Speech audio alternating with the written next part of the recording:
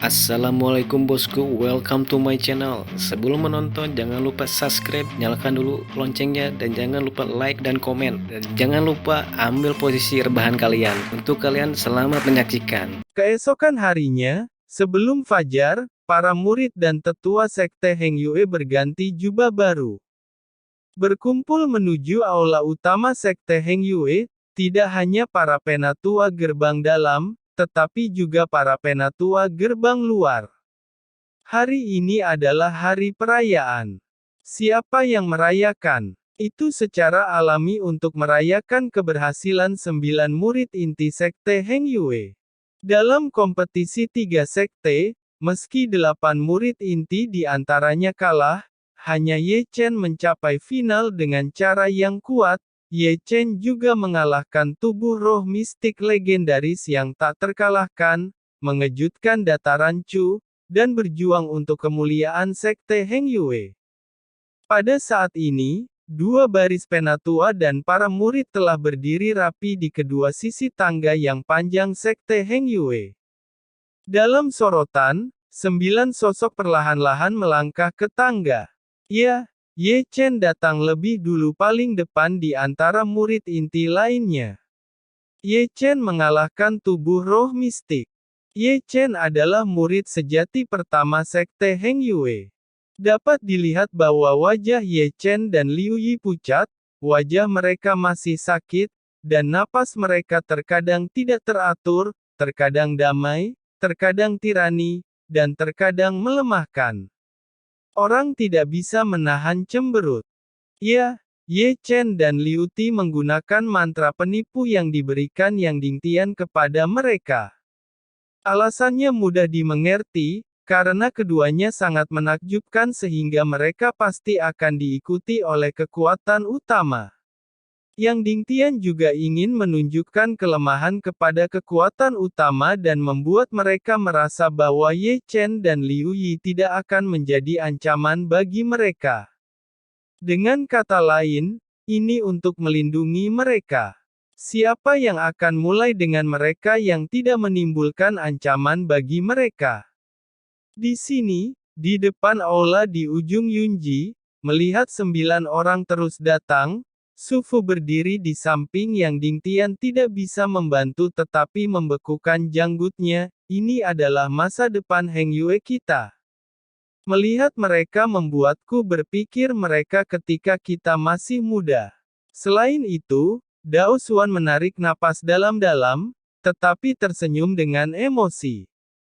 9 dari mereka pasti akan dicatat dalam sejarah Sekte Heng Yue. Masa depan sekte Heng Yue cerah. Wah, aku sangat senang sebagai gurunya. Melihat Ye Chen turun, Chu Xuan tersenyum cerah. Secara alami, tidak semua orang berpikiran terbuka seperti mereka. Di bawah, di kedua sisi tangga, banyak orang terlihat jelek. Ge Hong, orang pertama, memandang Ye Chen dan tidak bisa menahan senyum. Bagaimana mungkin murid pertama sekte Heng Yue adalah orang yang tidak berguna, seorang cacat yang tidak bisa berkultivasi, kau akan ditinggalkan oleh sekte cepat atau lambat. Zhao Zijing pun wajahnya menjadi lebih galak.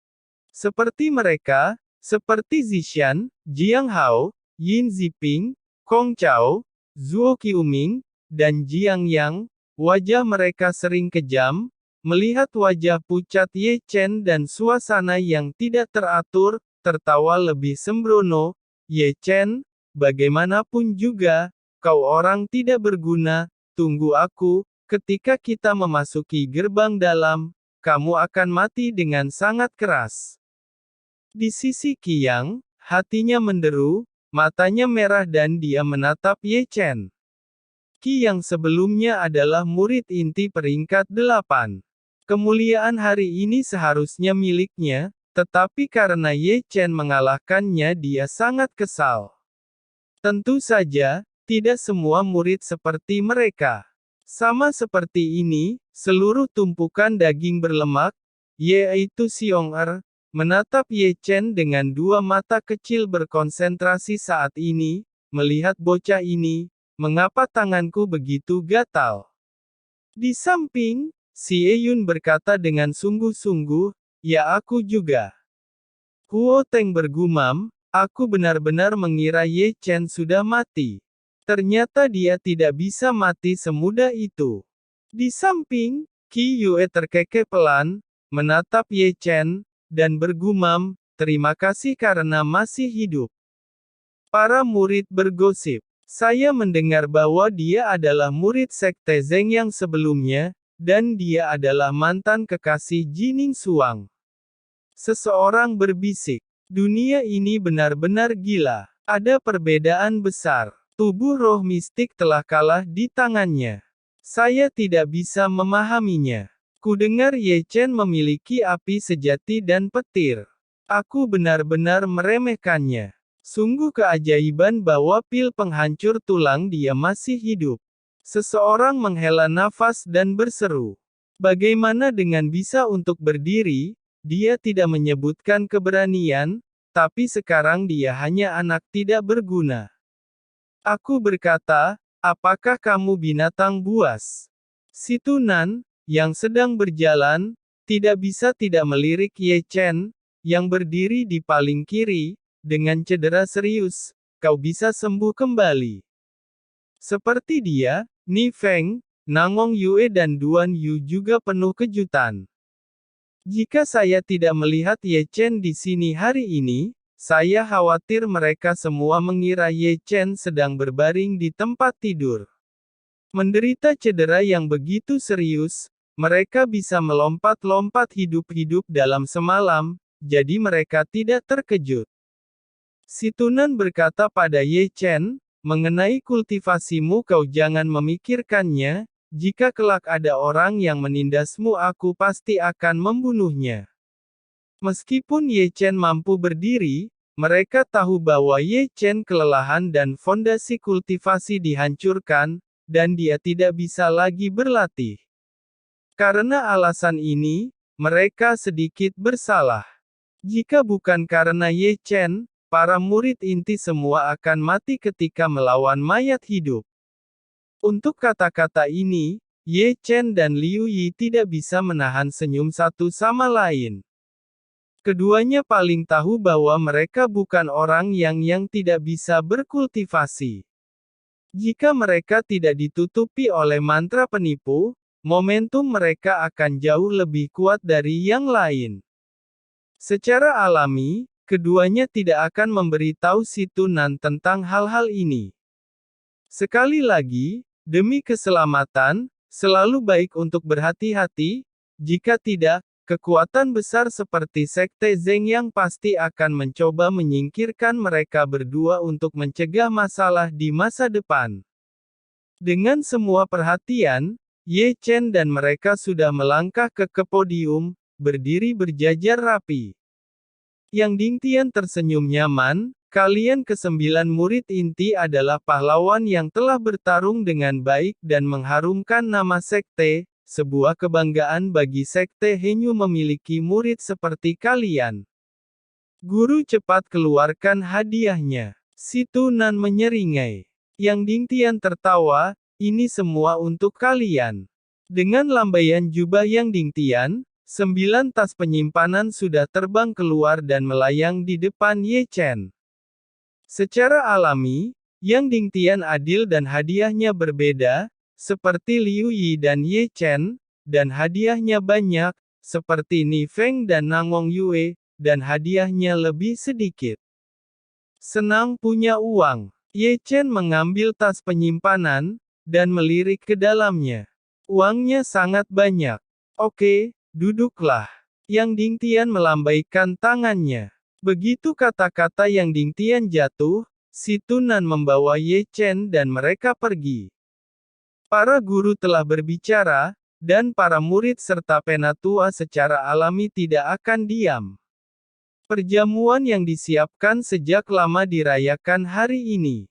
Mari bersulang. Seperti Ye Chen, Xiong Er, Huo Teng, Xie Yun, dan si Tunan berkumpul bersama, seperti Qi Yang, Qi Hao, Zuo Qiuming, dan Kong Chao. Mereka berkumpul bersama, seperti Dao Xuan Sufu, dan Da Chuan-Chuan. Mereka berkumpul, seperti Zhao Zijing dan Ge Hong, mereka berkumpul. Pesta perayaan itu sangat panas. Xiong Er berkata, apa kau tahu setiap hari aku pergi ke Gunung Giok dan mendoakan kematianmu. Di meja anggur, Xiong Er melolong paling keras, dan suaranya tidak rata-rata tinggi, tanpa wajah dan tanpa kulit. Sudah jangan banyak bicara, Ye Chen segar kembali, dia tidak membutuhkan segelas anggur, mengambil toples anggur, dan melakukannya secara langsung. Kita akan berteman baik lagi, wow haha. Di masa depan, aku akan melindungimu. Siapa yang berani mengganggumu, aku akan membunuhnya. Teman-teman berkumpul bersama, dan menghela nafas dan kagum. Ketika mereka mendengar kematian Ye Chen hari itu, banyak orang terdiam, dan orang terdekat tertentu diam-diam menangis. Tetapi ketika mereka mengetahui bahwa Ye Chen masih hidup, keadaan pikiran mereka bisa dibayangkan. Kehebatan Ye Chen mengejutkan mereka. Pasang surut Ye Chen membuat mereka menghela nafas. Di Sekte Zhengyang, apa, tidak mati? Bagaimana mungkin dia tidak mati? Di sini, kemarahan Cheng Kun terdengar di aula utama Sekte Zhengyang. Itulah berita yang aku dengar, Sekte Heng Yue sekarang mengadakan pesta perayaan. Mata-mata Sekte Zhengyang memang melihat Ye Chen muncul di sana. Brengsek, Cheng Kun berkata dengan marah, menghancurkan meja di sebelahnya dengan satu telapak tangan. Bocah itu harus mati. Pada malam hari, di depan aula utama Sekte Heng Yue, ada banyak sosok yang gemetar. Meskipun mereka semua adalah kultivator, mereka dapat menggunakan kekuatan spiritual mereka untuk melarutkan mabuk, tetapi terlalu banyak orang masih tidak ingin melakukan ini, mereka jarang mabuk, dan mereka masih menikmati perasaan ini.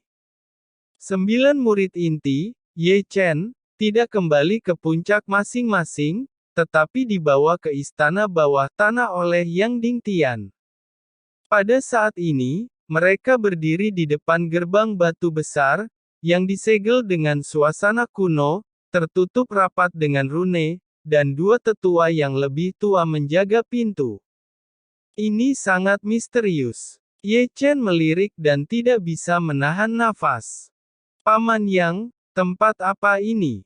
Di sini, si Tunan telah menyelesaikan mabuknya, melirik gerbang, dan menyembunyikan matanya pada Yang Dingtian. Aula seni. Aula seni. Semuanya, bahwa mereka tidak tahu bahwa Sekte Heng Yue memiliki tempat seperti ini. Aula seni, bangunan ini sudah ada sejak Sekte Heng Yue didirikan. Mengetahui kebingungan semua orang, Yang Dingtian tersenyum lembut dan berkata perlahan, aula ini terdapat kumpulan seni jurus dari leluhur sekte sebelumnya, namun yang paling banyak disimpan di sini adalah jurus rahasia. Di sini juga terdapat pemahaman tentang kultivasi, aula ini adalah harta karun sekte Heng Yue. Mata semua orang berbinar. Tempat yang bagus, pasti tempat yang bagus.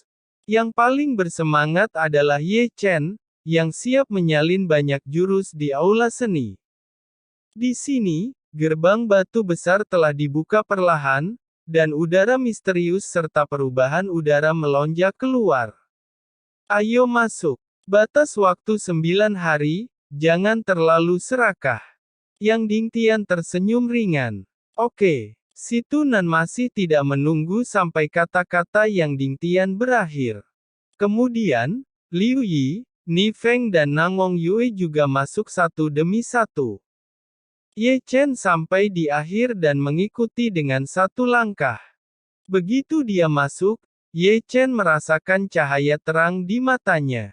Ada alam di sini. Udara penuh dengan keanehan, dan ada banyak konsepsi artistik yang saling terkait. Bahkan jika Ye Chen tidak menggunakan mata roda abadi, dia bisa dengan mudah menangkapnya. Situnan pertama yang masuk tampaknya telah menangkap konsepsi jurus yang baik. Dia telah duduk bersila di tanah, lalu menutup matanya dan menyadari. Dan Liu Yi, Ni Feng, dan Nangong Yue juga menemukan jurus rahasia favorit mereka, lalu duduk bersila di tempat itu dan menyadarinya dengan meditasi. Melihat ini, Ye Chen tidak diam, dan berjalan ke arahnya. Aula seni ini sangat besar. Ye Chen bisa melihat suasana misterius melayang. Setiap suasana misterius membawa konsepsi artistik yang kurang lebih misterius. Atau realisasi kultivasi. Ye Chen turun dengan cara ini dan menemukan banyak jurus misterius, tetapi tidak satu pun jurus rahasia yang membuat Ye Chen ingin pelajari. Ya.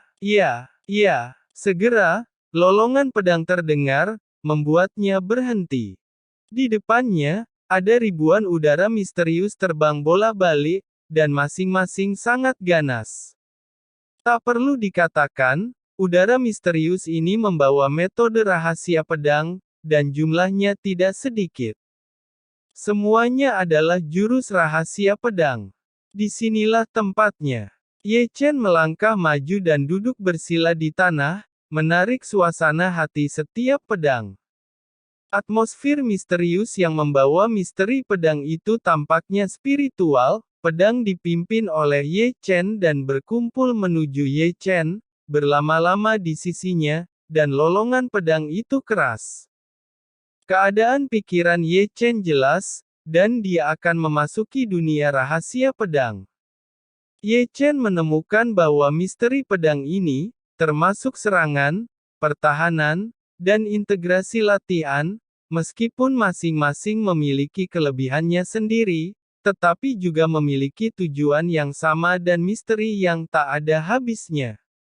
Ini sangat bagus. Senyuman muncul dari sudut mulut Ye Chen, benar-benar terbenam di dalamnya.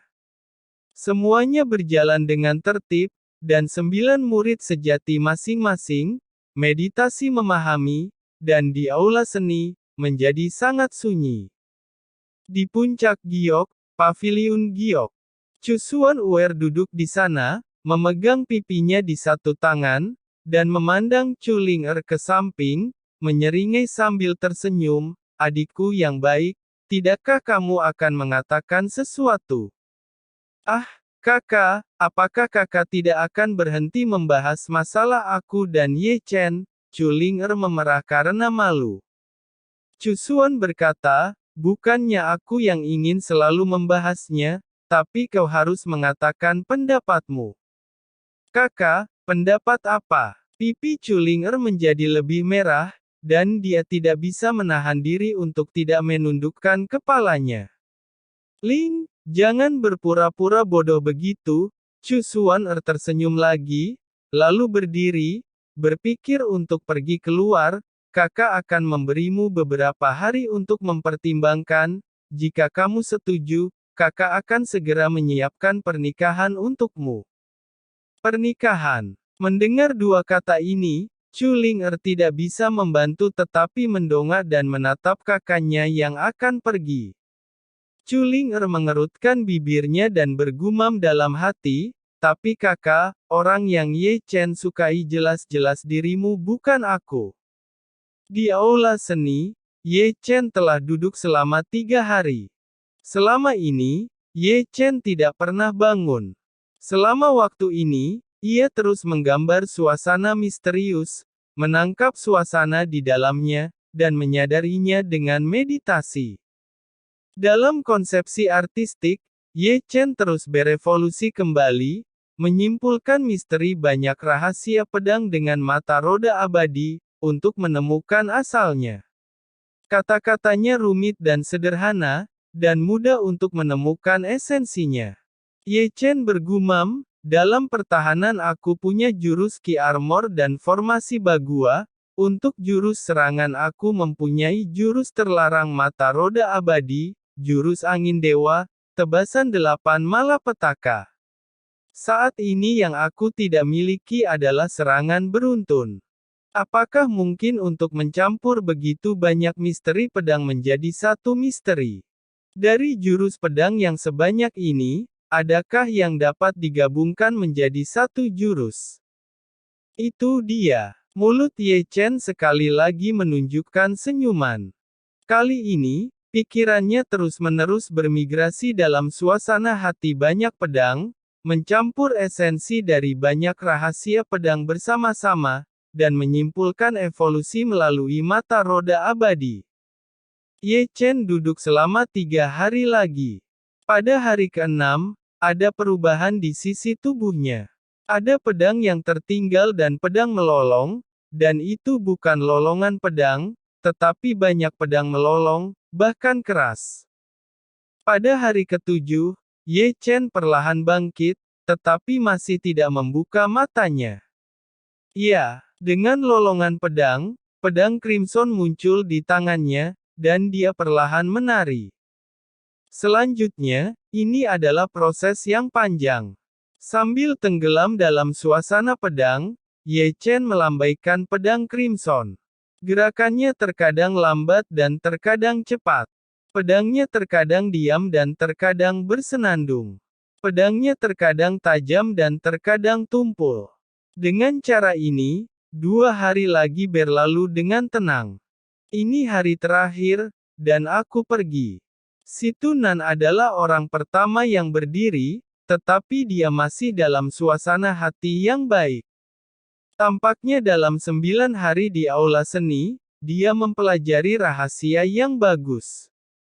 Sungguh keberuntungan. Si Yan juga berdiri. Saya merasa bahwa seluruh keadaan pikiran saya telah disublimasikan. Ye Ruxue juga berakhir, berjalan perlahan, tersenyum seperti bunga, melihat ekspresinya. Sepertinya dia tidak menganggur selama 9 hari, dan belajar jurus rahasia yang bagus. Ayo pergi. Di arah lain, Liu Yi, Ni Feng dan Nangong Yue juga datang satu demi satu, semuanya dalam suasana hati yang baik. Ye Chen. Kerumunan berkumpul bersama, dan si Tunan menyapu, tetapi Ye Chen tidak ditemukan. Ketika semua orang terkejut, di kedalaman aula seni, lolongan pedang terdengar. Tampaknya banyak pedang mendesis pada saat yang sama, bahkan keras. Mungkinkah anak itu? Ayo kita lihat. Mungkinkah anak itu? Ayo kita lihat.